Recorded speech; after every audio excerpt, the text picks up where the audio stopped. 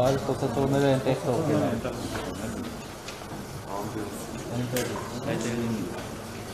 Այնտեղից շատ ուրախացա։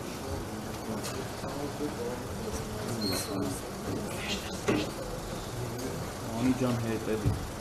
Ես ուղղակի ուզում եմ հասկանալ ինչի ենք մերժում բոլոր հարցերը, կամ այս կողմ են գնում, կամ այն կողմ են գնում։ Հնարավոր չի հիմա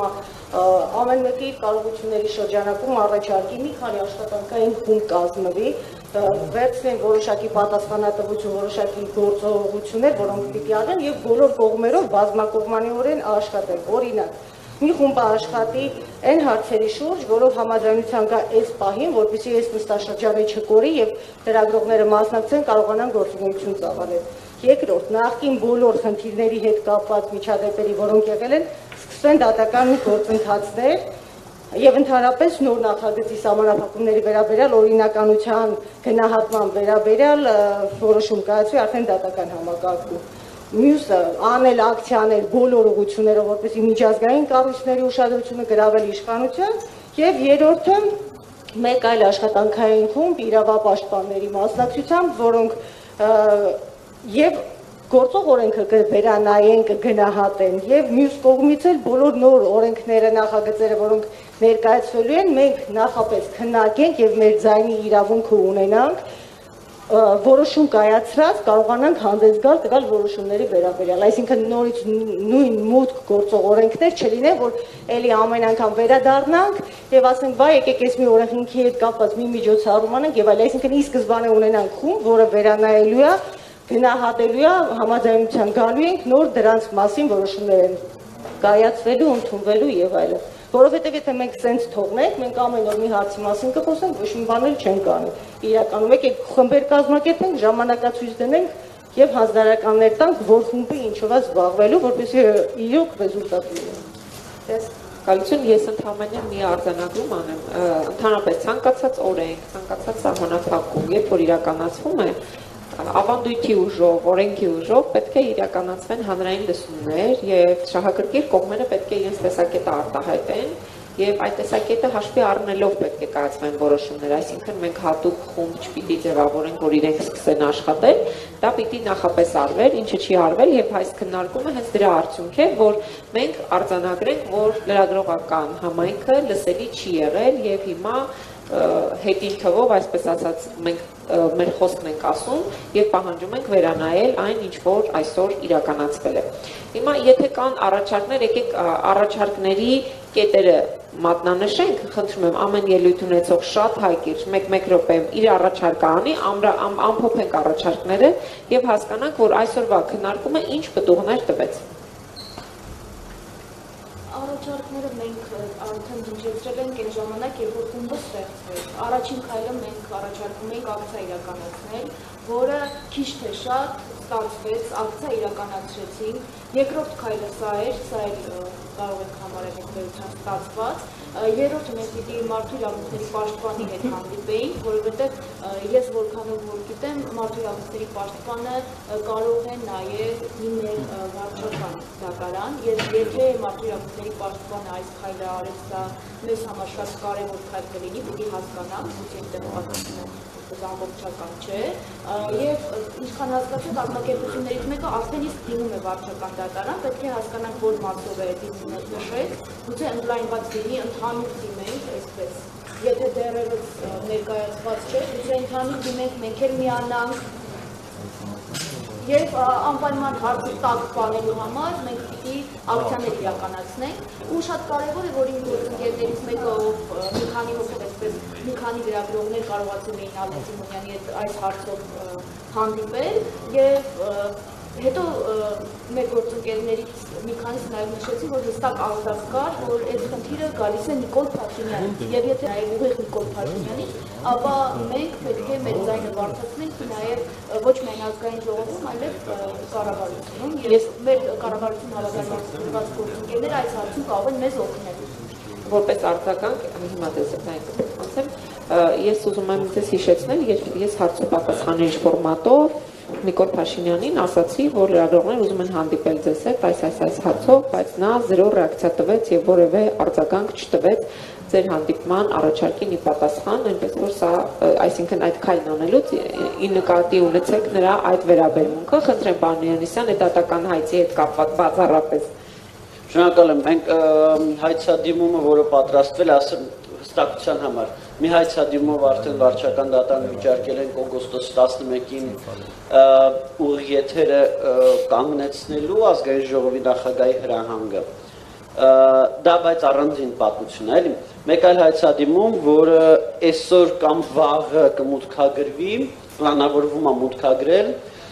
վիճարկվում է 01 L որոշման, կարծեմ 2.8 կետը, որով որ արգելվում է անվտանգության աշխատակիցների աշխատանքը լուսաբանել, մեր իրավաբանները գտան, որ այդ կետի, որ մի 7 ռակուրսով կարողանում են ապացուցել, որ այդ կետը պետք է ուժ կորցրած ճանաչի։ Այդուհանդերձ, եթե կան հիմքեր վիճարկելու նաև այլ կետը իրավական առումով, էլի, վիճարկելու նաև այդ որոշմամբ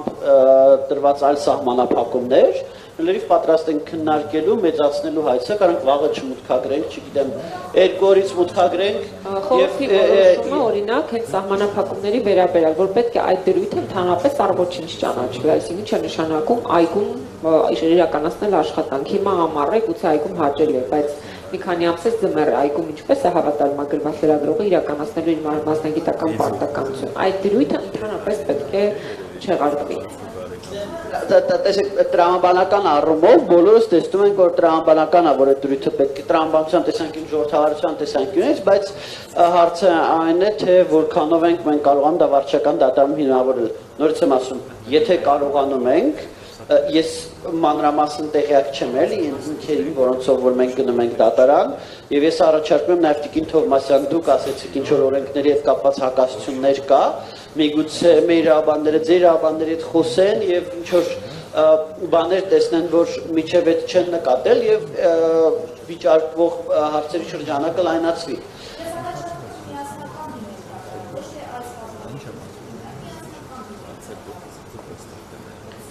Դա տարբերակ, ֆորմալ առումով տարբերություն չկա, բայց դա էլ տարբերակ է, որից է խնդիր այստեղ չենք տեսնում։ Այստեղ հիմնական բանն է, որ առավելագույնս հիմնավոր լինի, որ վարչական դատարանն էլ բավարարելուն այլ ընտրանք չունենա։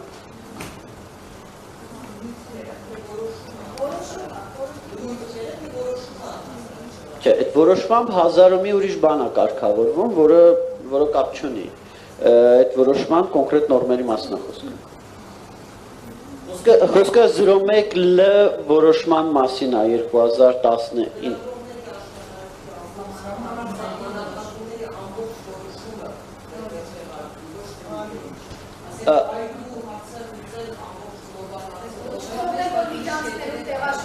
Այդ ինչքան հասկանում եմ, այդ 01 L-ով է միջանցքների տեղաշարժի սահմանափակումը ծնունցվել, բայց այդ 01 L-ով, եթե ես հիմա ճիշտ եմ հիշում, այդ 01 L-ով նաև բազմաթիվ այլ կանոնակարգումներ կան, որոնք առհասարակ չեն։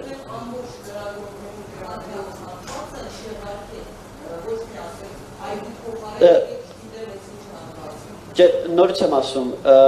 եթե այդտեղ կան լավ իրավական հիմքեր այդ որոշման լրագրողներին վերաբերելի մյուս դրույթների վիճարկման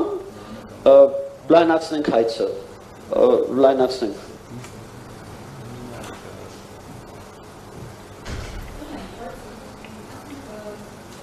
Չէ, որ զանգվածային լրատվամիջոցների մասին 6-րդ հոդվածի 3-րդ մասի խախտում է սա, այդ որոշումը։ Եկեք այդ կետով հայց պատրաստենք, մտնենք դատարան սեղմ ժամկետում, բայց ես մտավախում եկեք նշանակենք ով է զբաղվելու հայցի պատրաստման աշխատանքները, որ ավելի արդյունավետ լինի։ մեզ պետք է իրավաբանող։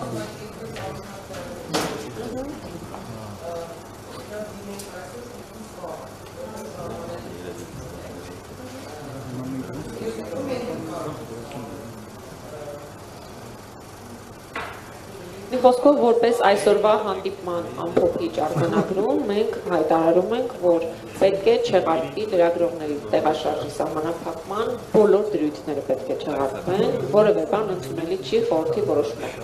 որ ընդունվել է։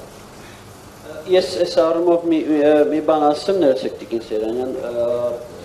նախ եթե այսինքն ժուրնալիստների միությունն, այսինքն ի վերջո կարող են մի քանի հայցեր լինել։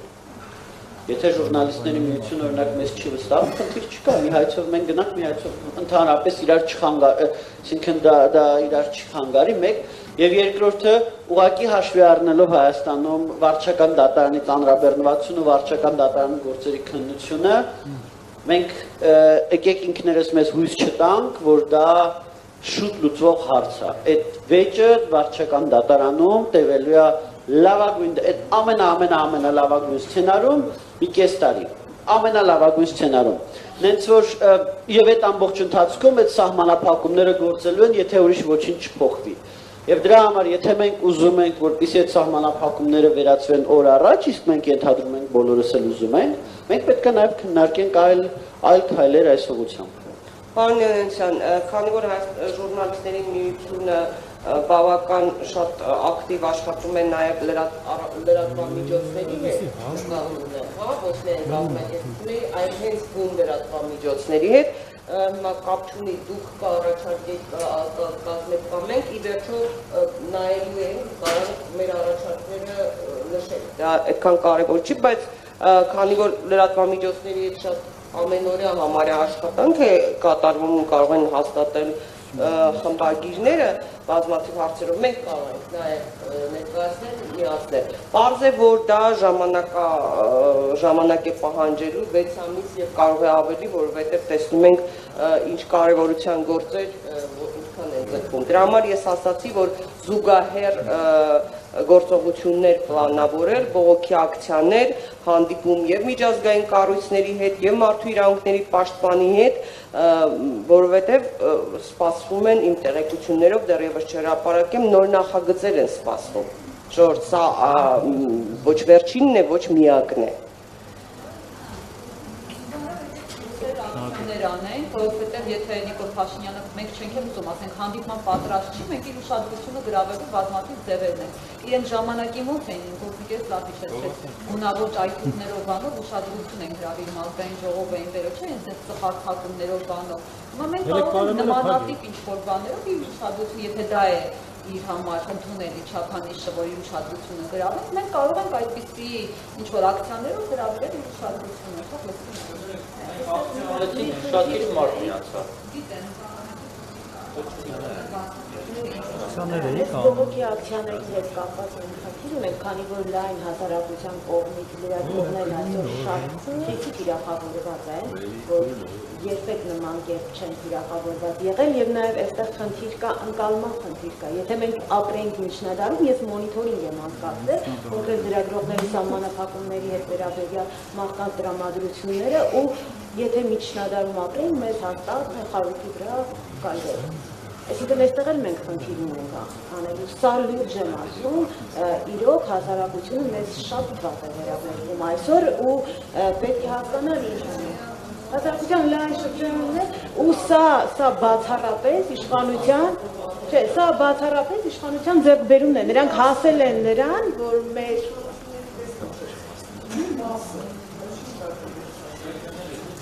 Լրագրողները թիրախավորված են, իշխանություններն են արհեստական։ Ես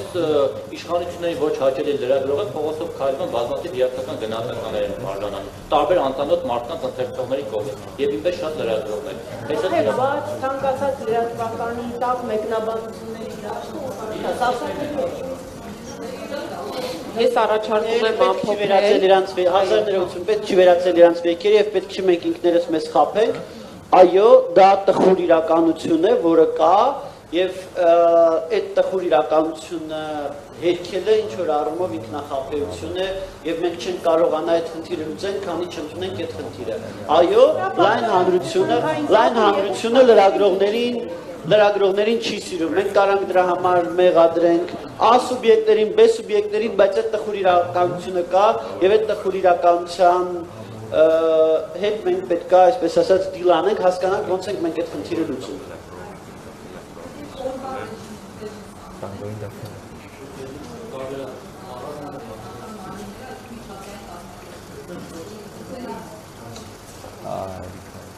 Շնորհակալ եմ, ես ուզում եմ ամփոփել այսօրվա հանդիպումը, ես շնորհակալ եմ բոլոր մասնակիցներին եւ ուզում եմ արձանագրել, որ այս հանդիպումը եւս կարող ենք համարել բարձրացված ձայն, բողոքի ձայն, այսինքն սա էլ ձեր ասած ակցիաներից մեկը կարող եք համարել, որտեղ որ դուք կարողացաք արտահայտել այն տեսակետը, որը